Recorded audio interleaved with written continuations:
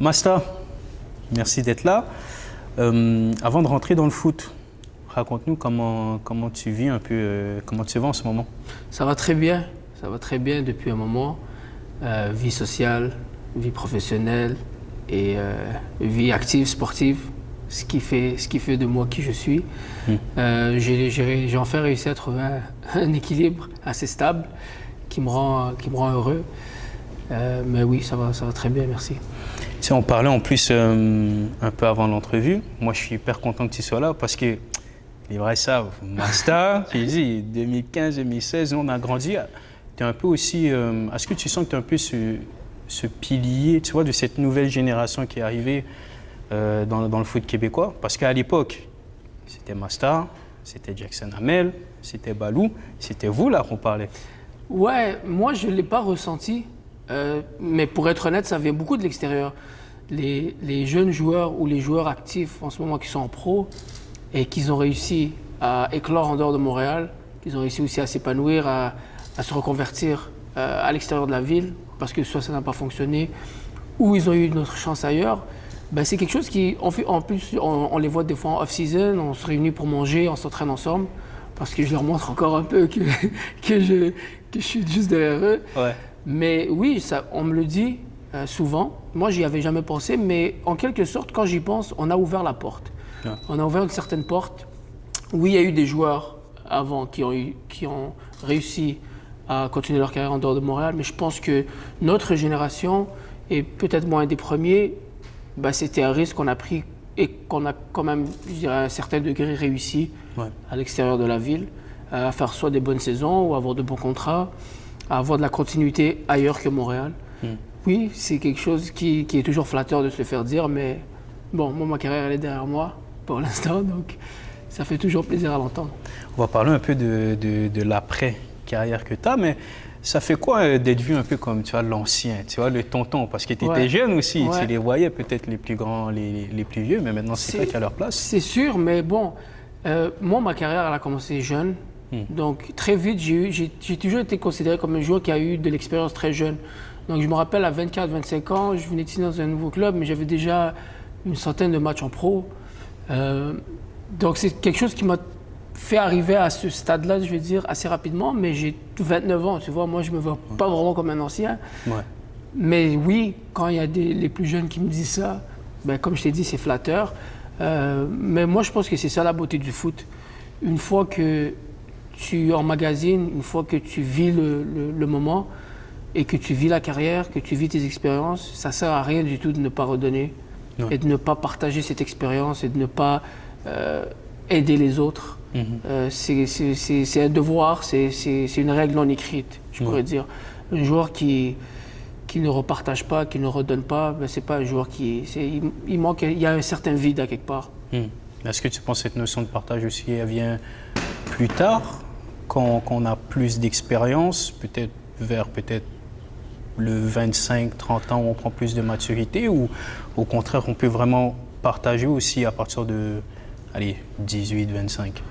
Moi, je pense que ça vient naturellement. C'est quand tu es prêt, quand tu te sens prêt, parce que quand tu commences ta carrière où tu joues, tu es en plein dedans, tu vis le moment, tu vis vraiment tu vis ta carrière à fond. Ouais. Donc, je pense pas que c'est quelque chose que tu as comme arrière-pensée. Je veux redonner, je veux repartager. Je pense que c'est quelque chose qui vient avec le temps. Je me rappelle mon dernier contrat à Edmonton. On avait su en pleine saison, c'est un exemple que je te donne, que le club allait se dissoudre. Les présidents ne voulaient plus investir. Ils étaient partis en faillite. Ouais. Et le coach est venu me voir en me disant, regarde, tu as X années en professionnel. Si tu veux trouver un contrat l'année prochaine, je suis sûr que tu vas pouvoir, ou à l'an essai, tu as assez de contacts. Je vais pousser les jeunes cette année. Je vais pousser les plus jeunes, mais je veux vraiment t'avoir dans le groupe avec une attitude positive et quelqu'un qui va montrer le chemin et qui va les pousser à chaque jour à l'entraînement. Et tu vois, peut-être 4-5 ans en arrière, j'aurais pas accepté ce rôle. Ouais. J'aurais été un peu immature, j'aurais été frustré, j'aurais été désorganisé, j'aurais perdu la volonté. Mais je me suis dit, bon, tant que je suis là, je suis déjà là, je vais venir à l'entraînement, je vais honorer mon contrat. Tu vois, ça s'est fait naturellement. J'ai eu la maturité de prendre cette décision-là envers moi-même et envers le club, de me dire, bon, je vais être là comme un guide. Les minutes que je vais avoir sur le terrain, je ne dirais pas que aucun joueur au monde va accepter de ne pas jouer. Moi, je voulais juste être clair, quand je mérite de jouer, je joue. Mais oui, si tu veux pousser les jeunes, partager les minutes peut-être avec les plus anciens ou que ce n'est pas toujours des décisions qui ont été prises avec le niveau, je devais dire, ou les performances. Parce que oui, des fois, tu mérites de jouer, tu ne joues pas, tu te poses des questions. Non. Mais ce rôle-là, je l'ai accepté. Mais encore une fois, j'étais prêt à l'accepter. J'avais 27 ans, je tournais à mes 28 ans. J'avais fait presque 10 ans dans le circuit professionnel. Je me suis dit, bon, ok, c'est malheureux. Le club n'existera plus l'année prochaine. Les jeunes, peut-être, ils ont besoin de visibilité. Parce que de toute façon, on ne gagnera pas le championnat. On joue les dernières places. C'était vraiment une situation qui était... chaotique un peu. Exactement, chaotique. Je me suis dit, je vais accepter ce rôle, je vais arriver à l'entraînement prêt à bosser à chaque jour. Je vais arriver à l'entraînement motivé et je veux qu'ils voient c'est quoi un peu le métier de joueur professionnel. C'est quoi d'être frustré et c'est quoi d'être dans une situation qui n'est pas favorable, mais que tu arrives et que tu pousses et que tu travailles pour toi-même. Donc à ce moment-là, bon, ma réponse, elle s'est un peu étalée, mais c'est pour te dire que à ce moment-là, j'étais prêt. J'étais prêt à dire ça, oui, je redonne. Je suis prêt à faire ce sacrifice et à montrer c'est quoi un joueur professionnel. Parce que la vérité, le foot te doit rien, il ne te devra jamais rien. Un jour, tu peux être bon, tu vas jouer. Et un jour, tu n'es plus bon ou il y a une situation, un joueur est meilleur que toi, un joueur est plus jeune que toi. Le club mise sur quelqu'un d'autre. Toi, ton attitude, elle doit toujours être la même. Tu arrives prêt à travailler. Alors, Master, tu es né à Azazga, je l'ai bien dit, en Kabylie. Si je te dis ce nom-là aujourd'hui, ça t'évoque quoi comme souvenir? C'est beaucoup de nostalgie. Déjà, je ne suis pas retourné depuis super longtemps, depuis mes 13 ans. La dernière fois que je suis retourné, c'était à mes 13 ans. L'année d'après, 2 ans après, j'ai rejoint l'Académie de l'Impact. Et tu ne peux pas manquer l'été. Donc, les seules vacances que j'avais, j'allais au secondaire. Les seules vacances que j'avais, c'était durant l'été. Mes parents y retournaient, mes frères sont retournés, je pense. Oui, quelques fois. Mais moi, je prenais ce mois ou ces quelques semaines, je perdais ma place automatiquement avec l'académie qui était l'Impact de Montréal dans le temps. Donc, c'était quelque chose qui était impossible. Et une fois que j'ai gradué de l'académie, c'est le circuit professionnel. Et le circuit professionnel, c'est 1 mois, 2 mois de off-season. Tu reviens à la maison, tu revois les parents, la famille. Mais pour retourner, comme on dit, au bled, c'était vraiment compliqué pour moi. C'est quelque chose que, oui, j'ai l'ambition de faire et la volonté aussi de retourner voir mes origines, mes racines. Mais oui, c'est beaucoup de nostalgie. Alors, tu es parti à 13 ans? Non. Un peu avant? Je suis né là-bas. Ouais. J'ai quitté l'Algérie à mes 7 ans. Ok, à tes 7 ans. Ouais, donc j'ai vécu ici à Montréal jusqu'à mes 13 ans. À mes 13 ans, on est retourné en vacances. Mais c'était la seule fois que je suis retourné depuis que j'ai quitté. Ok. Et c'était comment la vie là-bas quand on était un petit gamin? De mes plus beaux et mes plus loin souvenirs, c'était le fun, l'école. On a une super grande famille, donc toujours de l'action, toujours en famille. Après, les amis et les copains, copines, ça je ne me rappelle pas beaucoup parce que c'était vraiment école, maison, mais beaucoup de jeux dehors. Mes premiers contacts avec le foot, c'était là. Mon père jouait au niveau semi-professionnel là-bas, il nous ramenait au match. On était déjà dans les estrades avec une ambiance assez folle déjà là-bas. Donc ça, c'est mes plus beaux souvenirs. Donc tu es né dans une famille qui vivait déjà du foot? Ouais, c'est un prof d'éduc. Ma mère aussi, c'est une éducatrice en sport. Donc on a toujours baigné dans le monde du sport. Mais mon père, oui, c'était un passionné, il jouait aussi pour l'équipe du quartier. C'était un niveau à peu près semi-professionnel. Ok. Et il t'a transmis quoi ton père, plus que le ballon aussi, j'imagine? Oui, bien sûr. C'est la volonté, affronter les challenges, ne jamais reculer devant rien, et surtout la persévérance. C'est les qualités principales, je pense, qui me font en tant qu'être humain maintenant. Et ta maman, elle tenait quelle place dans tout ça? C'est beaucoup de sagesse, beaucoup de calme. Comment se canaliser, mais c'est énormément de sagesse. C'est le point que je pourrais retenir le plus. La douceur. Ça veut dire que tu n'as pas le sang chaud, là. Non, mais c'est savoir se contrôler. Est-ce que tu dirais que aussi cette identité kabyle t'a forgé aussi comme personne aujourd'hui? Bah oui, définitivement. Je pense que c'est un peuple qui est très fier. C'est une fierté aussi qu'on a à l'intérieur, mais c'est de la fierté que je veux dire qui est bien placée. Parce que la fierté qui est mal placée, ben, ça ne sert à rien du tout. Je pense que c'est de la fierté qui est bien placée du sens que je suis un homme, je suis un humain qui est fort et fier, mais qui va dans la bonne direction et qui sait le mettre dans les bonnes choses. Comme on vient de parler, soit pour aider les autres, ou soit juste pour se battre avec la vie, avancer dans la vie, ne rien reculer devant aucun challenge, aucun défi. Mais comme je pourrais dire, la fierté aussi, si tu le mets dans le mauvais côté, ben, ça ne sert à rien non plus. Et qu'est-ce qui fait qu'un jour, la famille Kacher débarque à Montréal? Ben, c'est l'opportunité. C'est vouloir aussi une meilleure vie, une meilleure éducation.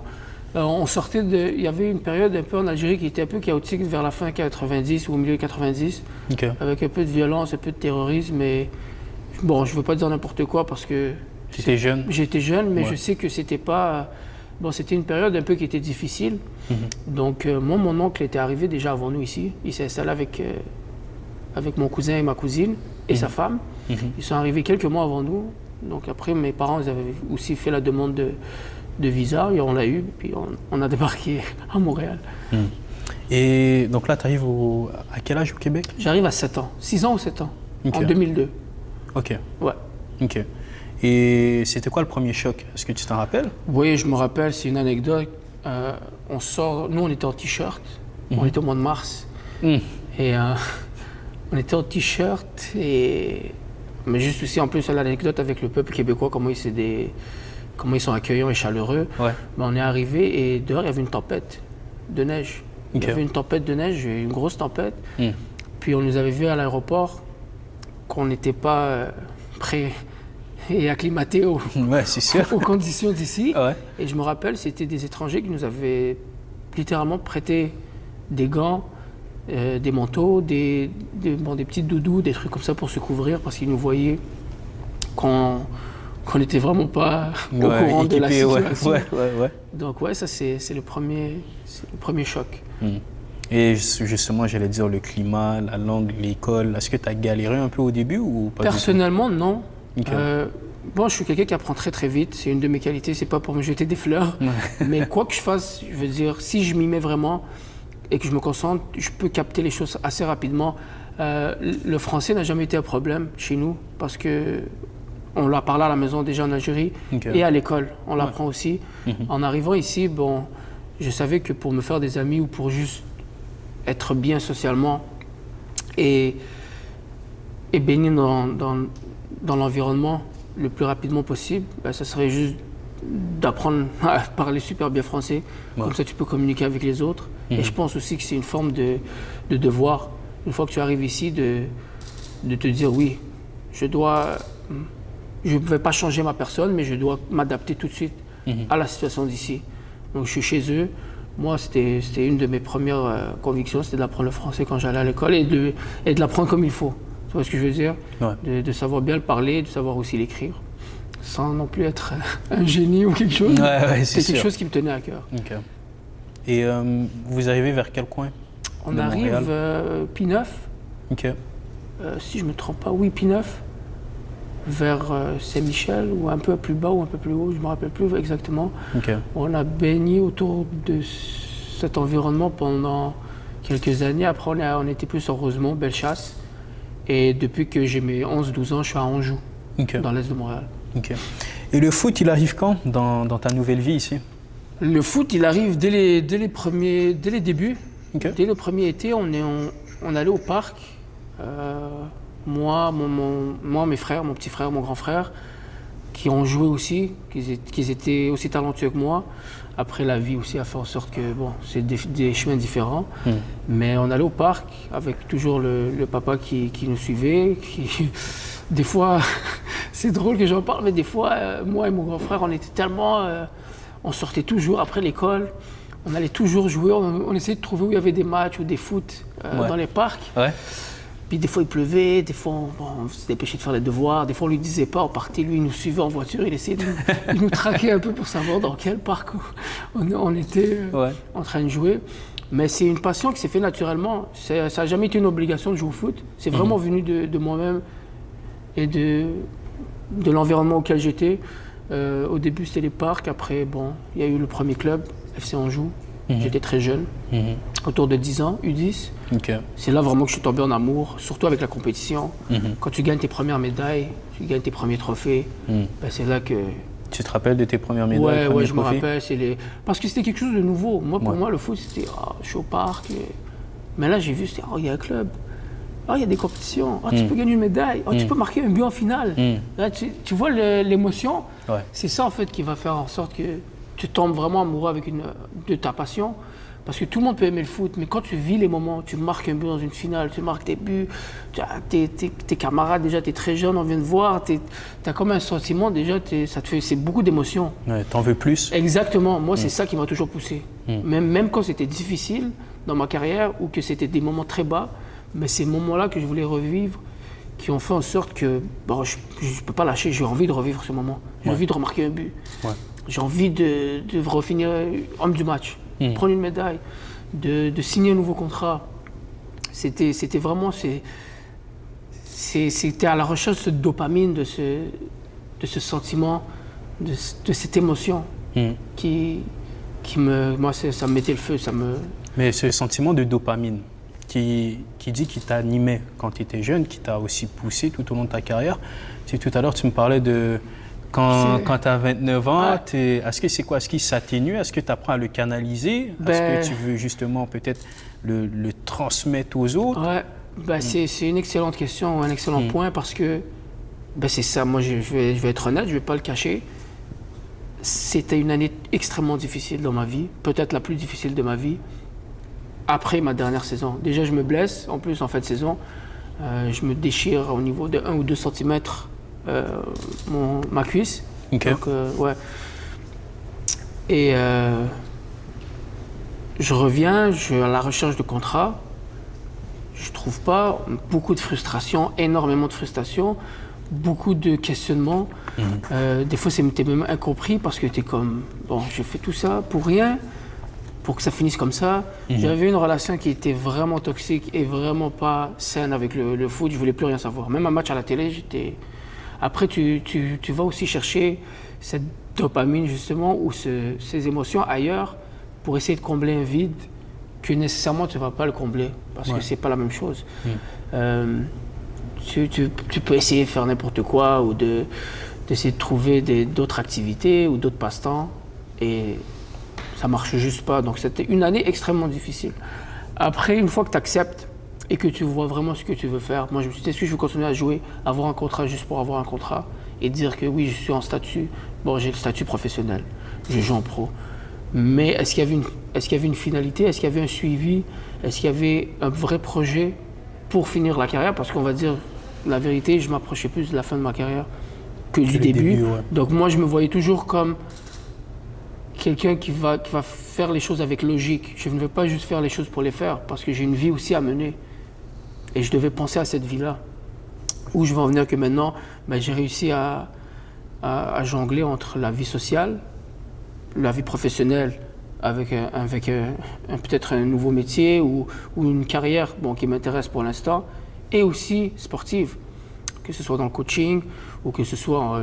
là, dis-toi que je joue en semi-pro, j'ai accepté ce challenge, mais c'est à 100% et totalement pour redonner. Ouais. Ça me fait sentir vivant, ça me fait sentir...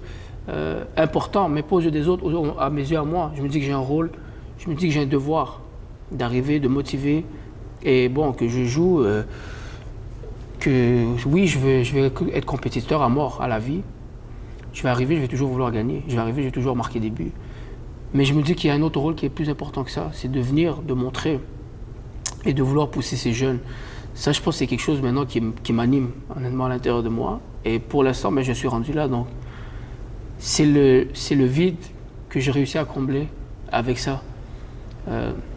Après, comme je t'ai dit, pour revenir à la fin de la carrière, c'était plus pour un statut qu'autre chose. Et je l'ai accepté. Mais ça a été très difficile. C'est très difficile de ne plus avoir ce sentiment quand tu te réveilles le matin, de ce sentiment de compétition, de ce sentiment de, bon, je vais aller chercher quelque chose aujourd'hui. Aujourd'hui, à l'entraînement, je dois pousser pour être titulaire à mon match. Et je suis rémunéré à la fin de l'histoire parce que c'est mon métier. Ouais. Donc c'était quelque chose qui était... Parce que je ne m'en attendais pas. C'est pas quelque chose qui s'est fait graduellement. C'est arrivé en un choc, un instant. J'ai plus de contrat. Séparation avec mes agents.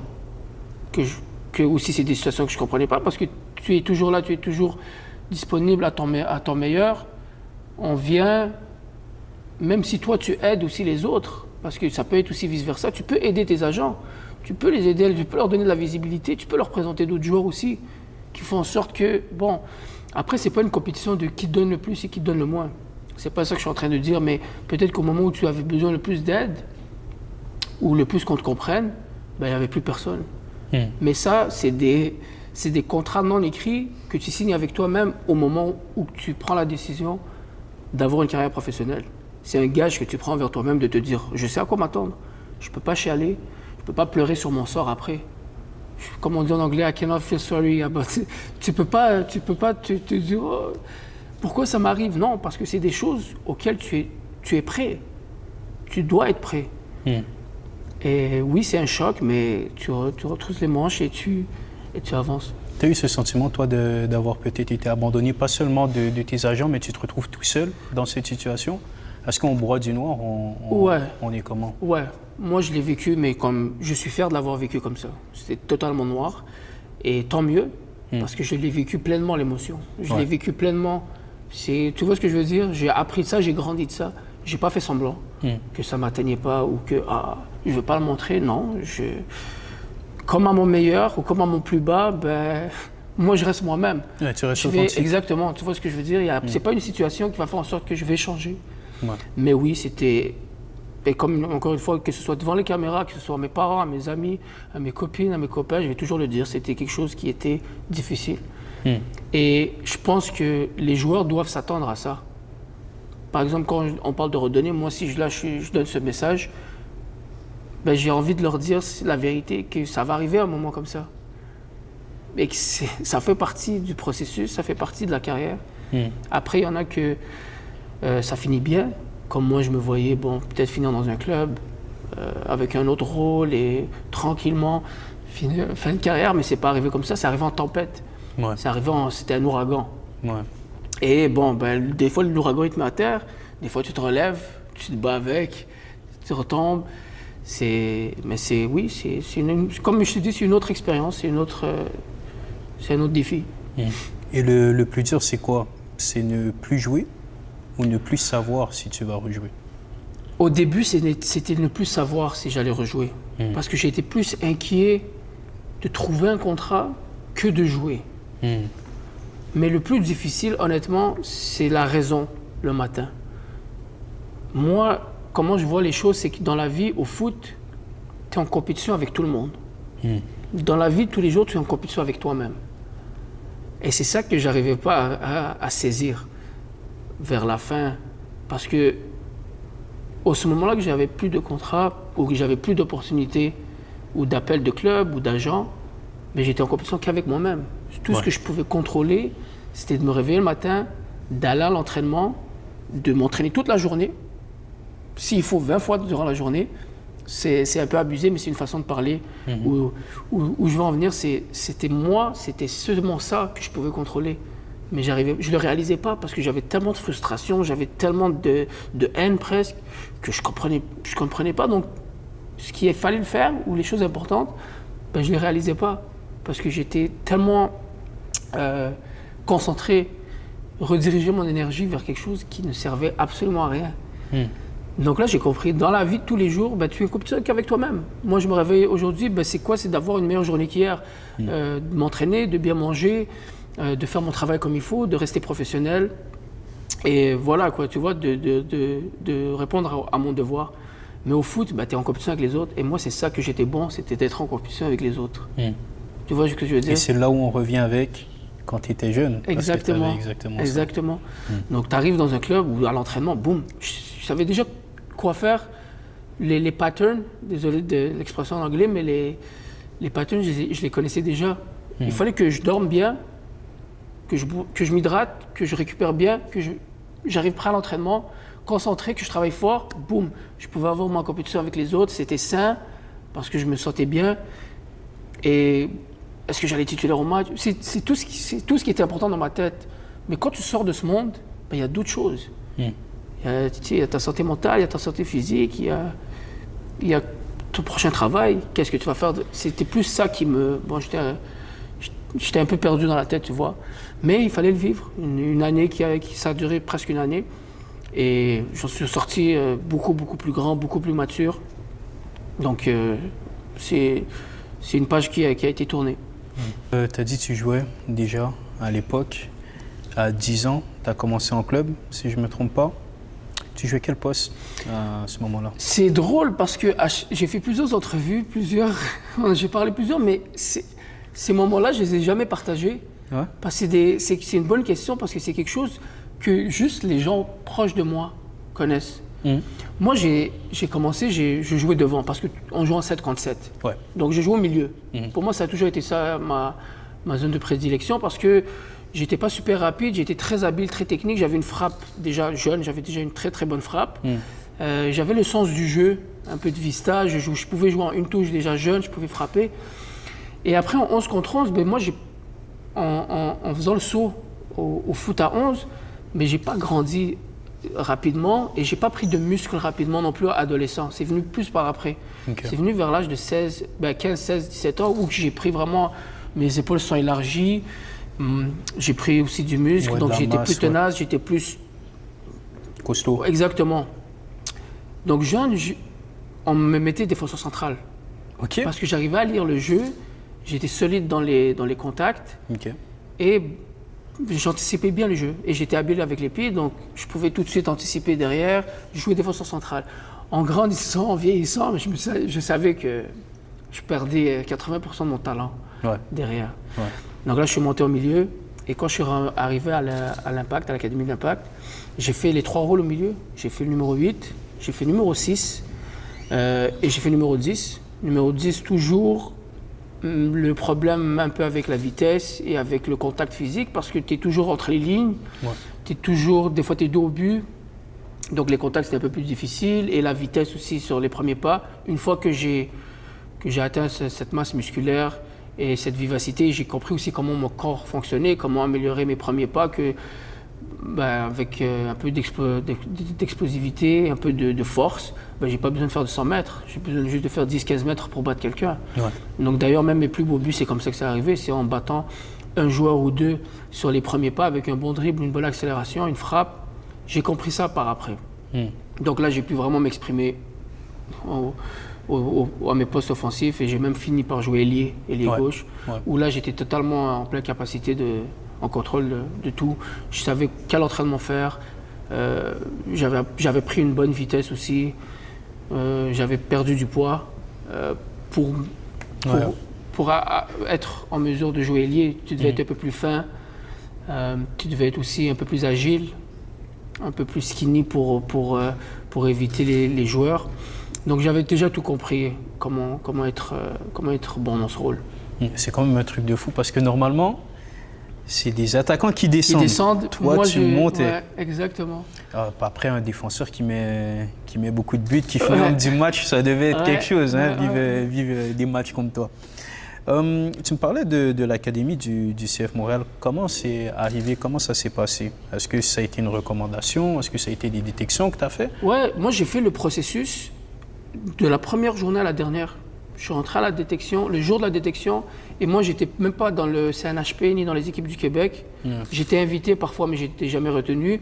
Donc, je suis arrivé vraiment comme un joueur qui joue dans un club local amateur. Tu étais à Lakeshore, c'est ça? Lakeshore, exactement. Okay. Je suis arrivé, on a entendu qu'il y avait les détections. Mon père nous a inscrits moi et mon grand frère. Je suis arrivé, et honnêtement, je pense que j'ai fait le meilleur entraînement de ma vie. C'était un entraînement match de cette époque-là. J'étais en plein contrôle de mes moyens. Je tournais, je pouvais faire des roulettes, je frappais même du gauche, ça rentrait, je comprenais rien du tout. On m'a invité à la 2e étape et à la 3e étape, c'était un match 11 contre 11 avec les 22 joueurs retenus. Mais au niveau auquel j'allais rentrer, c'était le niveau U16. Je rentrais en U16 avec le groupe U18, donc la génération 95, 96. Et on était 14 joueurs pris. J'ai reçu l'email. Au début, j'y croyais pas. Après, les débuts extrêmement difficiles. Comment ça? Je suis rentré aussi avec un retard sur les autres. Ok. Pas au niveau technique, mais au niveau peut-être de la compréhension du jeu. Ok. J'avais déjà, quand on me voit, j'avais peut-être un air arrogant ou prétentieux, mais alors que c'est totalement faux quand on me connaît. Je me rappelle Wilfried qui m'avait même dit, ah, quand t'es arrivé, je croyais que tu voulais te la péter et tout, mais en te connaissant, t'es quelqu'un qui est très poli, qui est très normal, qui est pas du tout ce que tu avais l'air de dégager. Je dis, bon, c'est totalement vrai, mais j'avais un retard par rapport aux autres au niveau tactique et au niveau de compréhension de jeu. Des fois, je ne respectais pas le jeu, je pouvais arrêter, faire beaucoup de gris-gris, montrer que j'étais technique, alors que vouloir vraiment montrer ou prouver que tu es un joueur technique, tu peux le faire en une touche, deux touches de balle. Ça, c'est des choses que j'ai compris par après, parce que la vraie technique, c'est être en avance sur les autres, c'est comprendre le jeu, faire le geste, le bon geste au bon moment. Maintenant, je fais une déviation où je peux jouer en une touche ou deux touches, mais j'ai le feeling à l'intérieur de moi que oui, je suis vraiment en avance, j'ai vu quelque chose que mon adversaire n'a pas vu. J'ai vu une entrée de passe où j'ai vu, je peux cacher une passe, regarder là et jouer là. C'est ça la vraie technique, c'est de pouvoir faire le geste qu'il faut au bon moment. Et tu passes aussi, parce que tu passes de Lecture à l'Académie, tu as fait toutes les gammes aussi à Lecture, tu es un joueur dominant, tu passes aussi d'un très bon joueur à un joueur parmi d'autres qui sont très bons. Comment tu le vis ça aussi? Ça, honnêtement, il y a beaucoup de joueurs que j'ai vus stagner. Et il y a beaucoup de joueurs aussi qu'une fois qu'ils arrivent à un certain niveau, moi je me suis battu honnêtement. La première année que j'ai fait au FC Montréal, la première année professionnelle, on était en USL, j'avais des flashs, j'avais des bonnes actions de jeu, des bonnes entrées, mais moi je voulais plus que ça. Et je savais que j'étais en retard pour signer déjà avec le groupe MLS, que si j'avais des performances comme ça, parce qu'à 18 ans, c'est déjà considéré comme un joueur qui potentiellement peut frapper à la porte et avoir des minutes. Je savais qu'il fallait plus. L'année d'après, je me suis dit, bon, qu'est-ce qui marche pas ou qu'est-ce qui marche et de le faire mieux et qu'est-ce qui marche pas de le régler. Puis la deuxième, je dirais que ça a été vraiment où j'ai pu m'épanouir et avoir vraiment beaucoup de minutes de jeu, marquer mes premiers buts, avoir des performances vraiment dominantes, mais encore une fois, qui n'étaient pas assez répétitives. C'était pas assez constant. Je pouvais avoir un bon match et deux matchs moyens. On avait un groupe qui était jeune, une équipe qui était jeune, bourrée de talent. Si je te sors des noms, tu vas les avoir en tête, tu vois ce que je veux dire? Donc, il y avait de la compétition. Je ne pouvais pas me permettre de ne pas être bon de match. Parce qu'après, je retourne sur le banc. Quand tu retournes sur le banc, ça fait en sorte que ta constance, elle diminue. Automatiquement, tes performances diminuent, ton mental diminue. Donc, il me fallait un autre pas, il me fallait un autre step, comme on dit, pour vraiment être le joueur dominant que je voulais être. C'était un travail acharné. Je vais être honnête avec toi, c'était un travail acharné. Moi, je voulais résister. Moi, j'avais un problème d'être bon sur les 90 minutes. C'était un problème que je n'arrivais pas à régler. C'était par rapport à la gestion de l'intensité? À la gestion de l'intensité, mais aussi au niveau physique. Vu que je voulais faire beaucoup de choses, parce que j'avais plein d'idées qui me venaient en tête, j'étais très inspiré quand je jouais, mais je voulais tellement faire des choses et ça nécessite beaucoup de puissance, beaucoup de force, et moi, je n'avais pas cette base-là, naturellement. Donc, c'est quelque chose que j'ai été vraiment chercher à la salle pour pouvoir enchaîner et faire vraiment, m'exprimer vraiment sur 90 minutes.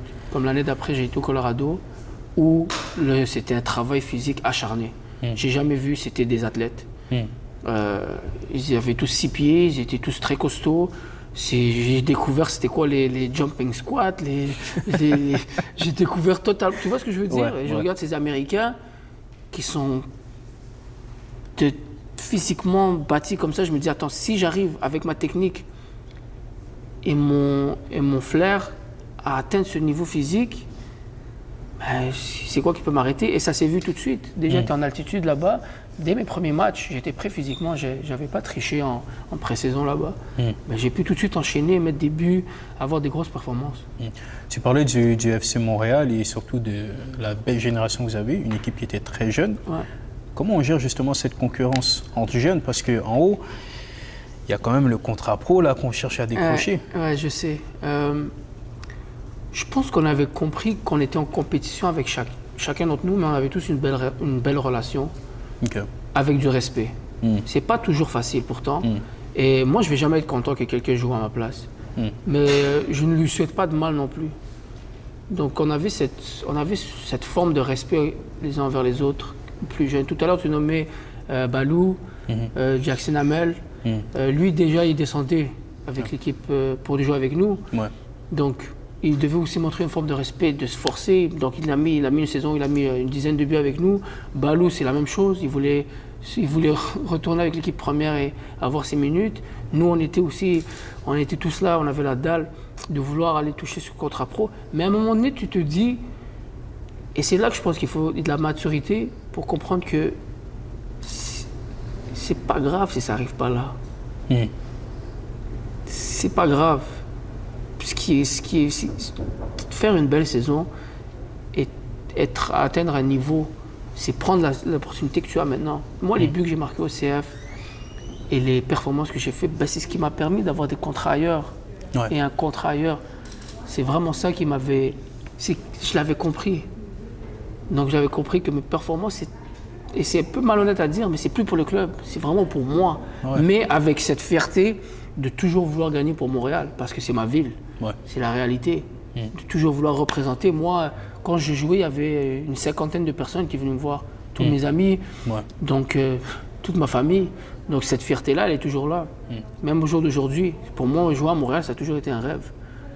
Mais en tant que joueur professionnel et dans la direction où ma carrière, où je voulais que ma carrière elle se dirige, je ne pouvais pas me permettre de dormir sur un rêve qui n'allait peut-être pas se réaliser. Ouais. J'avais déjà expliqué dans un ancien podcast, il faut que tu le comprennes, parce qu'il y en a qui sont abattus après, quand ils n'arrivent pas ici, alors qu'ils ont vraiment voulu toujours ça. Maintenant, moi, le foot, c'est le foot. J'étais prêt à signer n'importe où, à jouer n'importe où. Et puis, on parle du FC Montréal, mais le club a été dissous, l'équipe réserve. Quand le club vous annonce la fin du projet, est-ce que tu te rappelles comment ça s'est passé? Ouais, ça a été... Et je l'ai dit, dans le temps, j'avais fait une entrevue avec le journal de Montréal et que mes propos avaient été repris et que ça n'avait pas plu certaines personnes. Mais je vais le dire et je vais toujours le dire. Je garde la main ferme sur ça. Ça a été extrêmement mal fait. Ça a été fait d'une manière un peu cachée parce qu'on l'a su par un article dans les médias. Mais le club le savait et les coachs qui t'ont coaché aussi pendant un certain moment le savaient depuis quelques mois. Et on te laisse poireauter jusqu'à fin décembre alors que toutes les autres équipes sont en train de signer leurs joueurs, en train de finaliser leurs équipes. Ouais. Et personne ne pense à toi. Après, c'est ça aussi le monde du foot, c'est un monde de requins. Tu ne peux pas te plaindre de ça, mais tu peux donner ton opinion. Et moi, mon opinion, ça a été extrêmement mal fait. Si tu penses fermer ton club réserve, ben, tu as 18, 23, 25 joueurs qui ont été sous contrat. Tu leur dis, écoutez, dans quelques mois, il va y avoir une annonce, le club va être fermé, préparez-vous. Commencez à regarder ailleurs. Commencez à chercher. Ça, c'est de bien faire les choses. Ça s'appelle un respect aussi. Et je pense que ça avait été extrêmement mal fait. Moi, j'ai été chanceux parce que mon contenu de la saison était très bon et j'ai pu trouver 1, 2, 3, voire 4 offres dès que l'annonce a été faite. J'ai des coéquipiers, qui étaient des très bons joueurs, qui n'ont pas eu cette occasion, qui ont complètement arrêté. Et ça revient aussi à, si j'avais un conseil à donner à un jeune aujourd'hui, ben c'est de faire le parcours universitaire.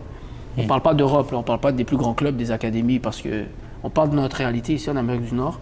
Ben, moi, si je vois un jeune devant moi, j'ai eu cette question il y a 8 ans, 9 ans en arrière, et je garde la même opinion maintenant, c'est d'être en académie, et quand tu peux avoir cette bourse ou cette chance, cette occasion d'aller vers le parcours universitaire américain qui est la NCAA, ben, ce serait de prendre cette voie-là. Parce que déjà, tu peux avoir ton diplôme, tu es bien entretenu parce que c'est des bourses et c'est des programmes qui sont très intenses.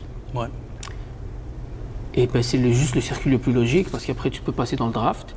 Si tu ne passes pas dans le draft, tu as une autre chance. Après, tu as les divisions aussi plus basses. Il y a USL, la USL 2. Tu peux quand même aussi te trouver une place dans ce circuit avec un parcours académique aussi. Alors, on parle du FC Montréal, mais il y a une situation aussi un peu similaire qui s'est passée avec la MLS Next Pro du CF Montréal où on a mis fin. Toi, par rapport à ça, et c'est surtout par rapport aussi aux jeunes, parce qu'il y a des jeunes qui ont vécu peut-être ce que tu as vécu, qui ont pu rebondir, d'autres que non. Est-ce que tu penses justement que l'histoire un peu s'est répétée, que c'est un peu similaire à ce que tu as vécu? Ben, moi, je vais te donner mon opinion et je l'assume. Comme je l'ai dit avant l'entrevue, tout ce que je vais dire de ma bouche, tout ce qui... C'est moi et moi-même et c'est mes pensées. Après, est-ce que je me trompe ou non, mais il n'y a pas d'évolution dans le club maintenant. Ce qui est tout à fait pas normal. Parce que Toronto, cette année, sont derniers, mais il y a 2 ans, ils étaient champions de la MLS, si je ne me trompe pas, ou ils étaient en finale. Donc, tu peux monter, descendre, et c'est des phases aussi, c'est des vagues. Un club va être dominant à certains moments, après, c'est sûr qu'ils vont se réinventer, peut-être une petite révolution, après, ils vont revenir au top. C'est comme ça, c'est le circuit, c'est comme ça que ça marche. Mais avec Montréal, j'ai l'impression que ça va juste en descente, malheureusement. Malheureusement, parce qu'il y a extrêmement de talent, et le marché ici, il est incroyable. Tout le monde aime le foot. Les partisans, je veux dire, ils adorent le foot, aller voir les matchs au stade Saputo. Mais il y a, je ne sais pas, ça fait combien de temps qu'on n'a pas fait les séries ou qu'on s'est rendu loin ou que le projet change à chaque année. Parce que moi, je suis, veux pas, je vais suivre, c'est mon club de cœur, je vais toujours le suivre. Mais le projet, à mon nez, c'est on met sur les jeunes, on veut peut-être aussi produire, vendre les jeunes. Après, non, on va chercher des joueurs plus âgés. Donc, c'est dommage. Et encore une fois, si on arrête et qu'on répète l'histoire, ben, ce n'est pas nécessairement du positif parce qu'il n'y a rien de positif qui est arrivé de cette situation-là. Exactement, de cette décision-là. Il n'y a rien de positif qui est arrivé. C'est peut-être sauver des sous. Si c'est ça vraiment l'objectif du club, ben, qu'il faut qu'ils disent que l'objectif du club, ce serait de sauver des sous. C'est difficile aussi. Bien sûr, c'est difficile. Il n'y a personne qui a dit que c'est difficile. Mais avoir un projet pour les jeunes, mais il n'y a plus de passerelle nécessairement. Voilà. Mais c'est essentiel à la réussite d'un club.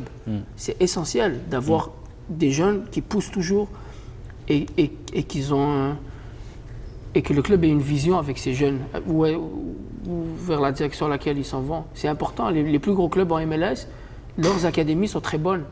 Leurs équipes réserves sont très bonnes. Je pense à Seattle, je pense à Portland, je pense à LAFC, LA Galaxy. C'est toutes des équipes auxquelles j'ai joué. Et que, pour avoir des joueurs locaux et pour avoir du talent de chez toi, ils doivent jouer, ils doivent compétitionner à un bon niveau pour venir. Là-bas, on croit en eux, mais ici aussi, on devrait croire en ces jeunes. Parce que c'est eux, à la fin de l'histoire, qui vont donner le plus sur le terrain. Avec toujours, bien sûr, c'est pas tout le monde, mais les plus talentueux et les plus travaillants. Mais ça vient de la jeunesse locale, je pense, le succès d'un club. Et quand tout s'arrête ici, on fait quoi? Le plan B, c'est quoi? J'ai pas compris. Quand tout s'arrête ici, le plan B, c'est quoi? On fait quoi au FC Montréal quand le club il n'est plus? Personnellement? Ouais. Moi, tout de suite, en fait, j'ai pas eu le temps de réfléchir. Okay. Tu vois ce que je veux dire? Ça s'arrête. Je savais que j'allais pas... Bon, il y avait des pourparlers que je pouvais m'entraîner avec l'équipe première. Ça t'a pas intéressé? Oui, mais m'entraîner, c'était vraiment juste pour m'entraîner et prendre une décision par la suite, après des mois et des mois. Mais non, je me voyais pas... Pour moi, c'était... Bon, ils ont arrêté le club réserve. J'ai pas de contrat MLS. C'est fini. Et bizarrement, ça a été facile à digérer. Okay. Parce que j'avais confiance en moi que je pouvais faire ailleurs. Et que c'était peut-être la meilleure décision pour moi.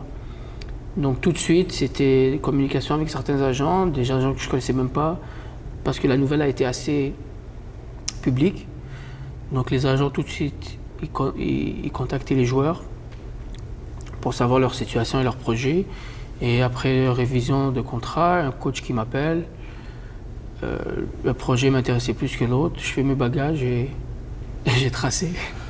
Et on est parti où? Colorado, Et, dans les montagnes. et c'est comment de justement sortir de son cocon, peut-être Ouais. pour la deuxième fois, j'ai envie de dire. Ouais, j'avais 19 ans ou 20 ans. Je suis arrivé. Ce qui est bien avec le foot, c'est que tu peux venir de n'importe où tout se règle sur le terrain. Ouais. Donc le respect, il se donnait sur le terrain, tu vois ce que je veux dire? Donc après les premiers contacts, tu vois, bon, j'avais un style différent. On parle des montagnes de Denver, du Colorado, une mentalité un peu différente et tout. Mais une fois que tu rentres sur le terrain, ben, les joueurs, c'est respect tout de suite, tu vois. Ouais. Une fois que tu montres, bien sûr sans être arrogant ou dénigrer ou quoi que ce soit, mais une fois que tu rentres sur le terrain et qu'ils voient que tu es un bosseur et que tu as du talent, mais surtout ils respectent le fait que tu es un bosseur. Parce que ça montre du respect, ça montre que tu respectes déjà le club et que tu les respectes eux. Ouais, les coéquipiers, ouais. Ouais, exactement. Donc moi je suis arrivé vraiment en mode taf et pour montrer mon talent. Et ça a pris quelques semaines, tout de suite la sauce s'est mélangée, les gars ils me respectaient beaucoup. Ils m'ont mis très à l'aise. Donc ça a été facile. Mais personnellement aussi, je suis quelqu'un qui est capable de s'adapter. Genre, je suis quelqu'un d'assez social. Donc c'était assez facile pour moi de m'adapter, de m'acclimater aussi à la situation. On parle un peu du terrain. Ouais. Ta première saison, elle est incroyable parce que tu brilles d'entrée. Ouais. Comment t'expliques ça, toi? C'est comme si tu... C'est comme si tu es dans un local et tu ouvres une porte et tu vois un jardin, un parc. Tu vois ce que je veux dire un Ouais, peu? ouais. C'est comme si, je sais pas, tu vois toujours la même chose et là tu ouvres une porte et tu vois... Ben, je dis, je vais aller complètement, tu vois ce que je veux dire? Ouais. Je vais m'exprimer au maximum. Le coach me replace à l'aile parce qu'il trouve qu'au milieu, il y a trop de duels et qu'il va perdre un peu... il va me perdre dans l'organisation du jeu, il va me perdre aussi dans les tâches défensives et dans le tracking back, de tout ce qui est tactique aussi, il va me perdre un peu là-dedans, alors que lui, il me veut vraiment devant, à la finition pour éliminer un joueur frappé ou être autour du but. Et honnêtement, dès les premiers matchs, en pré-saison, ben, ça marchait. Je me suis dit, attends, là, je suis vraiment dans un club qui a moins de talent qu'au FC Montréal. Donc, je reçois plus de ballons. Tu vois ce que je veux dire? Le ballon passe par moi. Je touchais tous les ballons offensifs. Ouais. Donc, automatiquement, si tu touches tous les ballons, ben moi, je savais que sur un petit éclair de génie ou une petite inspiration, ben, j'allais faire la différence. Donc, j'avais cette conviction en moi et j'y croyais vraiment. Je me suis dit, attends, il y a une fois dans le match que je sais que je vais avoir une inspi et que je vais arriver à faire la différence. Il faut juste que je reste positif. Il faut toujours que je sois brave. Que je redemande toujours le ballon. Que je me cache pas, que bon, ça marche pas, bon, il faut que je redemande le ballon. Prends l'initiative, ne te cache pas, tire encore. Et ça te met en confiance. Exactement, parce que je savais qu'à un moment dans le match, sur un dribble ou sur un tir, sur une passe, j'allais faire la différence. C'est ça qui a fait la grosse différence dans ce match, c'est mon importance et mon rôle dans l'équipe. Est-ce que tu te considères aussi plus comme un meneur de jeu excentré dans ce poste d'ailier ou tu étais vraiment un ailier longiligne, j'ai envie de dire, attaquant intérieur, ligne intérieure? C'était vraiment un meneur de jeu. Je coupais à l'intérieur. Ouais. Déjà, mes meilleures actions, c'est quand je dézonnais et que j'étais en mouvement, en recevant le ballon déjà demi-tournée, trois quarts, et que je pouvais enchaîner tout de suite vers l'avant. C'est là que je pouvais vraiment montrer mon talent. Mais la ligne et les centres, c'était pas pour moi. Tu commences à te faire un nom aussi dans la ligue. Là, on se sent comment? On prend pas la grosse tête, là. J'ai fait un an, il n'y a rien? Non, c'est drôle. J'ai eu le but de la semaine à 3 ou 4 reprises, je pense. Après, c'est sûr que ça parle. Les joueurs disent laisse-le pas rentrer à l'intérieur, il va frapper du son pied droit, il va couper, laisse-le pas. Ils criaient, des fois je les entendais crier à leurs défenseurs. Les coachs te connaissent, la ligue aussi commence à partager du contenu sur toi. Joueur de la semaine, joueur du mois. J'ai été nominé dans les buts de l'année, j'ai été nominé aussi dans les jeunes joueurs de l'année parce que je venais d'avoir 20 ans. Ok. Donc j'étais dans le top 3 ou top 2 des jeunes joueurs de l'année. Non, c'est flatteur, mais moi je le voyais comme motivation de vouloir plus. Après, des choix de carrière aussi, je ne veux pas m'étaler sur ça parce que c'est du passé. Les choix de carrière aussi, peut-être, des fois, la pelouse, elle n'est pas plus verte ailleurs que chez toi. Ouais. Parce que mes conditions là-bas, elles ne me plaisaient pas tout à fait. Donc peut-être ce qui avait aussi poussé à changer ou à aller voir ailleurs, aussi avec un intérêt qui était très élevé de d'autres clubs. Mais c'est aussi une question de timing. Je pense que c'est un destin. Comme on dit chez nous, c'est Mektoub. Il n'y a rien qui arrive pour rien. Donc c'était peut-être le moment à vivre pour moi et la situation à laquelle j'étais confronté. Tu as dit on va pas trop en parler. Aïe, moi j'ai là, tu fais la Real Monarch, c'est ça? Et à dire pourquoi tu fais ce choix-là si tu trouvais que peut-être les conditions n'étaient pas très bien au Colorado? Parce que j'avais ce truc après une saison comme ça, moi j'avais le niveau jouer MLS dans ma tête. Okay. Je ne dis pas que j'aurais dominé en MLS, je ne dis pas que j'aurais fait la même saison, mais je savais que j'avais le niveau pour jouer en MLS. Et je l'ai confirmé. Moi, en allant là-bas, peut-être j'aurais dû faire une saison de plus à Colorado et vraiment être un joueur établi et prêt. Mais en allant là-bas, je l'ai confirmé parce que j'allais jouer avec l'équipe première, je faisais des entraînements avec eux et ils demandaient que j'y aille. Okay. Pour faire tout ce qui était inter-squad, quand ils avaient besoin d'un joueur de nombre, j'y allais. Mais dans mon club, je jouais un match sur 2. Parce que tu as les joueurs d'équipe première qui viennent et qui sont automatiquement obligés d'avoir des minutes. Donc ça te frustrait un peu? Ça me frustrait et je me retrouvais dans la même situation que j'étais au CF Montréal. Ok, ouais. Les joueurs de la première arrivent, même si le joueur n'est pas forcément plus talentueux que toi ou le mérite, mais c'est des lois, c'est des règles, c'est des règlements d'un club, parce que tout est concentré sur la première équipe. C'était quelque chose honnêtement qui est... Bon, ça me frustrait énormément, surtout où j'étais rendu à ce moment-là, c'était à mon pic au niveau de ma carrière. Okay, ouais. Parce que peut-être les performances ou mes stats n'étaient pas les mêmes que celles d'avant, mais en tant que joueur, j'étais complet. Techniquement, physiquement, mentalement, j'étais arrivé vraiment à un point. Et surtout là-bas, avec les structures d'entraînement, leur environnement de travail, des fois, je pouvais rester une journée complète. Parce que je ne sais pas si tu as vu les installations, mais c'est des installations à plusieurs centaines de millions de dollars. Je pouvais rester là-bas toute une journée. Tu arrives, tu as un buffet, tu déjeunes. On avait bain chaud, bain froid. On a tout ce qui est équipement de gym. On a le lunch. On a une salle de détente, salle de sieste. On a des télés. Il n'y avait rien pour se plaindre. Ouais. Tu comprends? Il y avait tout le kit. Ouais. Tout le kit. C'était du jamais vu. Donc je pouvais rester là-bas une journée complète. Faire les soins, la récupération. Tout ce que j'avais besoin était là. Et ça s'est vu dans mon niveau de jeu. Ça ne répondait peut-être pas au niveau des stats et comment je pourrais dire, au niveau peut-être aussi de l'image, du bruit que j'ai fait la saison d'avant. Mais en termes de qualité, c'était là que j'étais à mon meilleur. Ça, j'allais dire, ça démarre plutôt bien, mais après ça se complique un peu. Ouais. Puis tu finis échangé, si c'est ça? Ouais, le Saint-Louis a racheté mon contrat. Ok. Ils avaient besoin d'un ailier. Moi, j'ai commencé à être pas trop content ou un peu frustré. Je me suis dit, bon, Saint-Louis aussi, c'était un challenge. Ils étaient en train de se battre pour les playoffs. C'était une autre division. Je voulais essayer aussi de jouer dans l'Est, de revenir dans l'Est comme avant. Et ils ont racheté mon contrat. J'ai accepté. Et j'ai été là-bas pour 6 mois. Très compliqué. Style totalement différent de jeu. Un coach anglais qui fait venir un joueur technique et de ballon, mais qui joue long et qui demande de faire des courses dans les couloirs et de faire des centres. Ah, ça c'est l'ailier longiligne là qu'on parle. Ouais, exactement. Ouais. Donc il demande complètement une autre. J'ai pas trop compris son idée de me faire venir. Okay. J'ai fait la différence à certains moments. J'ai été très malchanceux aussi. J'ai touché la barre, le poteau, 6 fois au total avec eux. 2 fois la transversale et 4 fois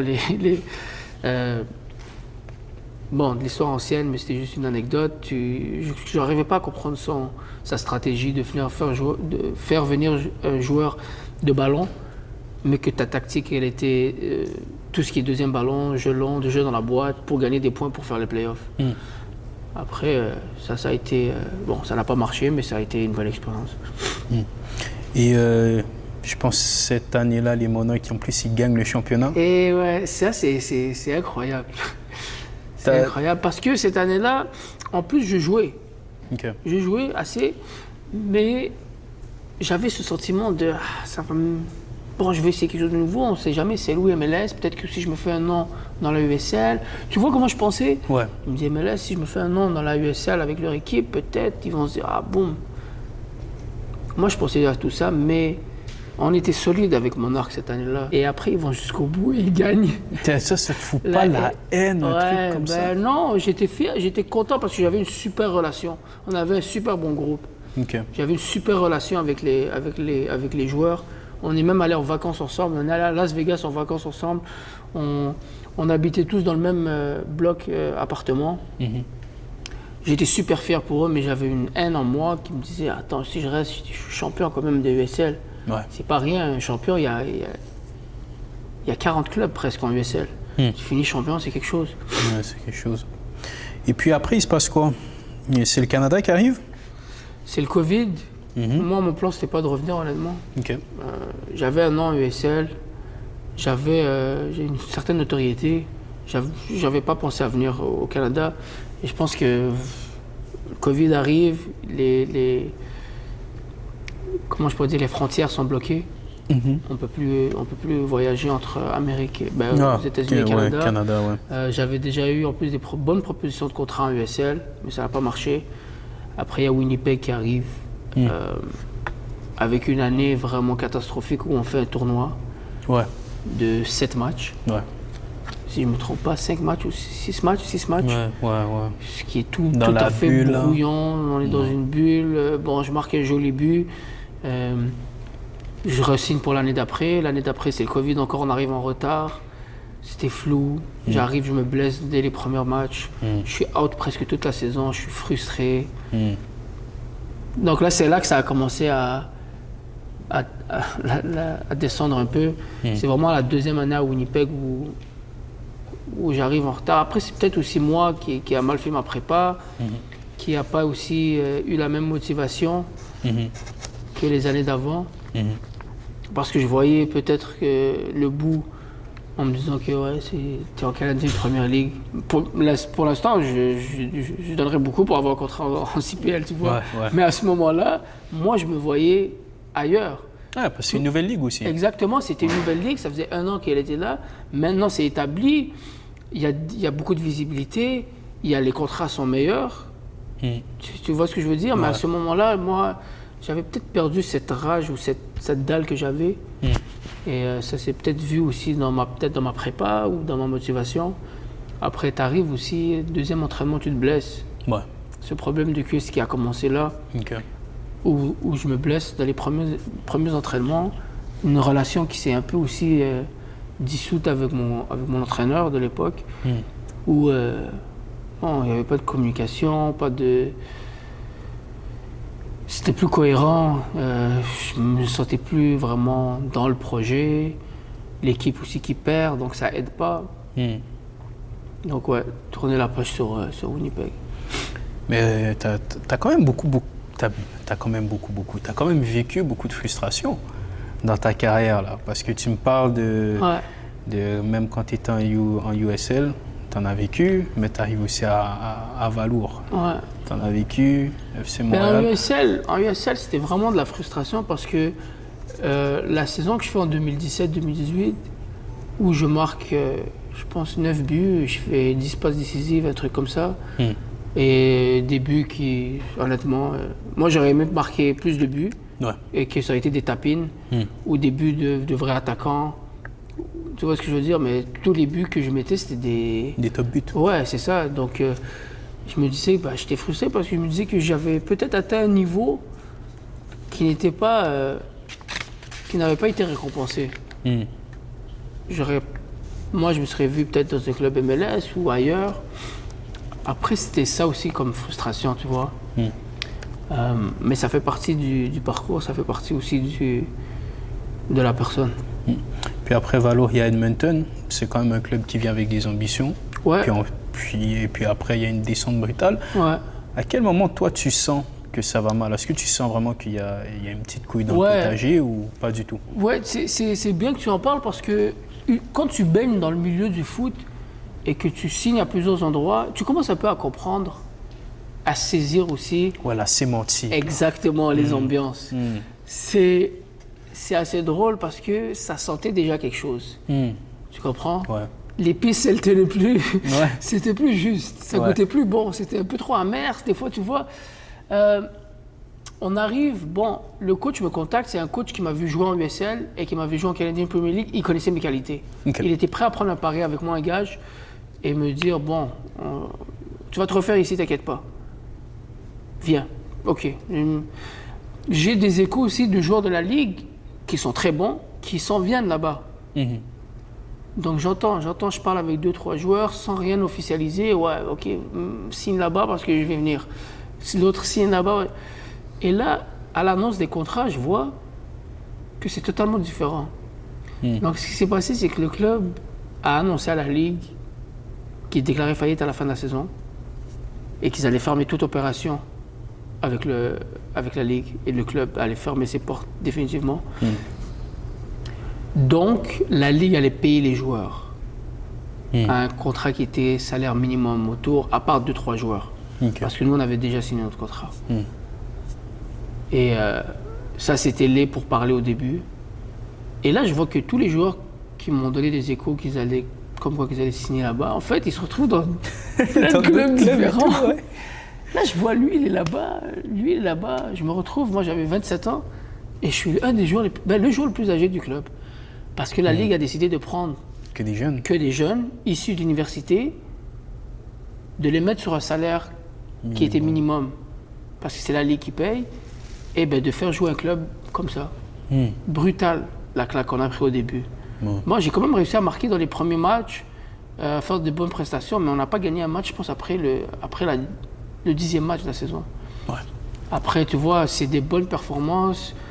Là, ça commence aussi l'individualité. Tout le monde veut comme se faire voir pour l'année d'après. Mais Tout le monde veut commencer à faire aussi. Et ça dénaturalise le foot, parce que le foot, c'est un sport d'équipe. Tu vois ce que je veux dire? Mais ça veut dire que toi, tu es là, tu veux redonner, parce que c'est ta dernière saison. Toi, tu veux redonner avec des personnes qui, en fait, ils pensent qu'à leur gueule. Ouais, c'est ça. Et moi, ce qui m'a vraiment aussi... Mais ça m'a amené une satisfaction personnelle, parce que j'ai vraiment vu qui j'étais. J'arrive à l'entraînement, et ça, c'est quelque chose que je prends beaucoup de fierté à dire.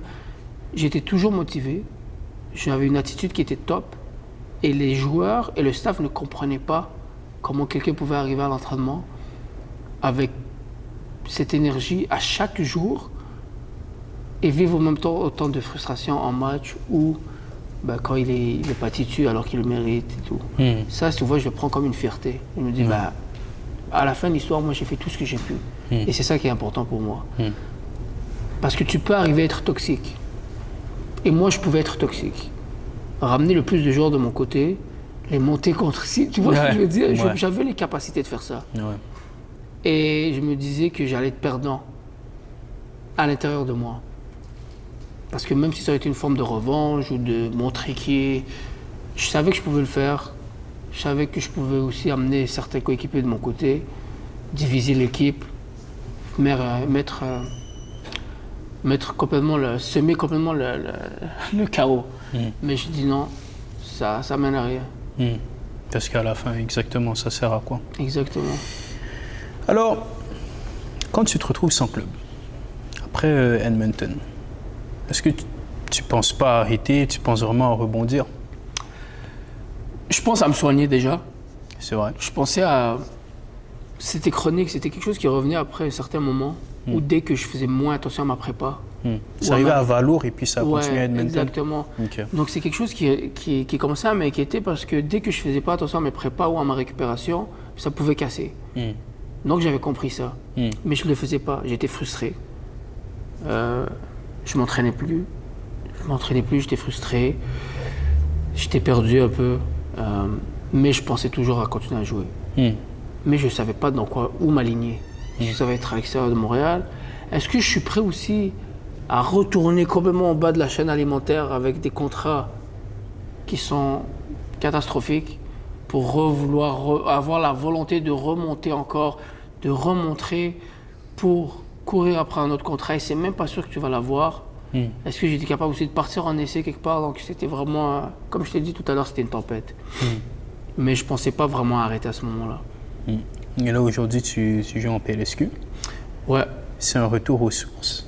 Une manière de... C'est en Ligue 2 en fait. Okay. Il y a la PLSQ Ligue 1, Ligue 2. Exactement. C'est un projet, Shakib, RDP, c'est un de mes premiers clubs aussi. J'ai joué à RDP. Mon père a coaché RDP, mon grand frère a joué à RDP. J'ai joué en U14 2A. Et j'ai un bon ami à moi, coéquipier aussi, comme un frère, Shakib. Il a pris les rênes de l'équipe semi-pro là-bas, donc la Ligue 2, avec un gros projet. Je connais le club aussi. J'ai dit, ben, c'est exactement ça qu'il me fallait. C'est exactement ça que je cherchais. Pour redonner aussi l'appareil. Oui, exactement, pour redonner, pour préparer ces jeunes et pourquoi pas faire la montée en Ligue 1, ce qui est aussi l'objectif. Mais c'est exactement l'environnement auquel je me voyais vraiment baigner dedans. Et le début de saison, il est comment? Le début de saison est compliqué, mais moi je suis confiance, totale confiance. Il est compliqué parce que c'est une nouvelle équipe, beaucoup de jeunes joueurs, nouvelle ligue. C'est pas facile aussi quand tu essaies d'instaurer un certain système de jeu, un style de jeu, versus des clubs qui sont vraiment là juste pour le résultat et qui font un peu de l'anti-jeu. Et que toi, ça marche pas, tu comprends? Tu n'arrives pas à mettre les premiers buts tout de suite, tu n'arrives pas à mettre... les résultats ne viennent pas, mais là, on a monté au classement, on est 7e sur... il y a comme 20 clubs. Et on sort de 3 victoires de suite. Mais je suis très confiant que ça va bien aller. Là, ça ne te tente pas, par exemple, de prendre un groupe de joueurs puis aller contre l'entraîneur, là? Non, là, c'est bon, là. Ça arrivera pas, ça. Et puis, est-ce qu'il y a d'autres plans aussi pour l'après-carrière? Oui. Je ne veux pas trop en parler. Parce que c'est quelque chose aussi que je ne suis pas sûr et dévoiler quelque chose sans être sûr, ben, ce serait juste, je pense, griller mes cartes. Dans le coaching, dans la formation, aussi dans l'aspect mental ou dans l'accompagnement, c'est quelque chose qui m'intéresse beaucoup, beaucoup. C'est à moi de faire de me renseigner comme il faut et de m'éduquer aussi, de m'éduquer comme il faut pour apporter moi, ça va être aider vraiment. Que ce soit sur le terrain, mental, ou comme conseiller, ou comme entraîneur adjoint, ou entraîneur, préparateur, je ne sais pas, tout ce qui serait pour aider, mais que ça serait un peu plus que du coaching. Ce ne serait pas seulement prendre un club et coacher, ce serait plus dans l'individualité. L'accompagnement. Exactement, l'accompagnement dans le volet plus éducatif. Mais sur le terrain aussi, faire des séances avec des attaquants, avec des milieux de terrain, c'est des choses qui m'intéressent beaucoup. Mais s'il y a un autre volet que je vois, c'est vraiment dans l'accompagnement que ça m'intéresserait. Et Masta, si on termine sur l'essentiel, pour toi, c'est quoi la mentale? La mentale, c'est la persévérance, la positivité et le plus important, je dirais, c'est de rester soi-même, de vraiment s'ouvrir au monde, mais de savoir qui tu es dans ta propre vision et de ce que tu veux faire, mais d'avoir cette ouverture d'esprit de se dire je vis dans un monde de collectif, je vis dans un monde de société, mais je me focus sur moi. C'est moi qui est important, comment je peux aider les autres, comment je peux être positif, avoir un impact sur le monde.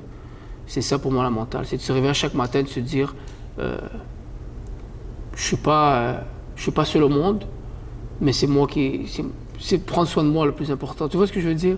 C'est ça la mentale pour moi. C'est vraiment d'être positif dans la vie, de vouloir aider les autres et de vouloir s'aider soi-même. Masta, on a terminé. Ouais.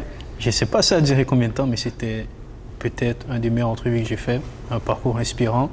Moi, en même temps, comme j'ai dit, j'ai grandi avec Masta, j'ai grandi avec Valou. Forcément, je suis obligé de te check. Ça a été un plaisir pour moi, honnêtement, de partager. Et je veux juste te dire, j'apprécie vraiment ton travail. Et ça a été aussi pour moi quelque chose qui m'a fait extrêmement du bien de vouloir partager ça, parce que c'est quelque chose qui était à l'intérieur de moi que je n'avais pas nécessairement exprimer, soit à mes proches ou soit aussi au monde qui me suivent, parce qu'il y en a qui me suivent depuis un bout. Donc ça a été aussi une très très belle opportunité pour moi et je te remercie. Ça me fait plaisir. On se dit à la prochaine. À la prochaine. Allez, ciao, ciao.